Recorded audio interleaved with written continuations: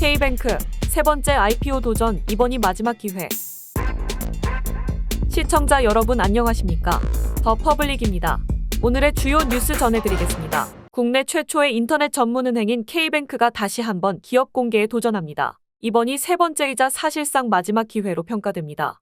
지난 2022년 9월 K뱅크는 IPO를 추진했지만 시장 불확실성으로 보류했고 2023년 10월에도 수요 부족으로 상장을 철회했습니다. 이번 도전에서 K뱅크는 증권사에 상장 제안서를 보내고 주관사를 선정한 뒤 본격적인 IPO 절차에 돌입할 계획입니다. K뱅크가 앞선 IPO에서 실패한 주요 이유는 높은 기업 가치였습니다. 지난해 IPO 시도 당시 제시한 주가순자산 비율이 최대 2.56배로 경쟁사인 카카오뱅크보다 1.6배 높았습니다. 따라서 이번 IPO에서는 보다 현실적인 몸값 조정이 필요하다는 평가입니다. IPO 성공을 위해 K뱅크는 안정적인 실적 개선을 이루어야 합니다. K뱅크는 2021년 흑자 전환 후 지난해 최대 순이익 1,281억 원을 기록했지만 올해 1분기 순이익이 전년 대비 68.2% 감소한 161억 원에 그쳤습니다. 같은 기간 경쟁사인 카카오뱅크와 토스뱅크가 최대 실적을 기록한 것과 비교해 크게 부진한 모습입니다. K뱅크의 핵심 수익원인 이자이익이 흔들리며 본업 경쟁력에 의문이 제기됐습니다. 올해 1분기 순이자 마진이 1.41%로 전년 대비 1%포인트 가까이 하락했습니다. 이자이익 역시 전년 대비 20% 이상 줄어 안정적인 포트폴리오 구축이 부족했다는 지적이 나왔습니다. K뱅크는 국내 최대 가상자산 거래소인 업비트와 독점적으로 연계된 은행입니다. 비트코인 시장 화랑으로 수신 고객이 급증했으나 가상자산 이용자 보호법 시행으로 인해 예치금에 대한 지급 이자율이 기존 0.1%에서 2.1%로 21배 급등하면서 막대한 이자 비용 부담이 생겼습니다.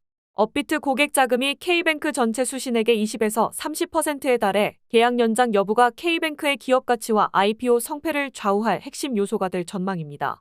업비트와의 계약 종료 시 대규모 자금 유출을 우려한 금융당국은 K뱅크의 비상대응책 마련을 요구했습니다. 이에 K뱅크는 업비트 계약 종료 시 유동성 관리 계획을 제출하며 대응에 나섰지만 경쟁사 대비 유동성 커버리지 비율이 현저히 낮은 상황입니다. K뱅크는 기업 금융시장 진출과 포트폴리오 다양화를 통해 수익 구조를 개선하려고 합니다. 지난해 출시한 사장님 부동산 담보대출 상품이 성공을 거두며 2천억 원 이상의 실적을 올렸습니다. 신용대출 및 보증서 대출 등으로 상품을 확대하고 서울 강남의 고객지원센터를 추가로 개설해대면 서비스도 강화할 계획입니다.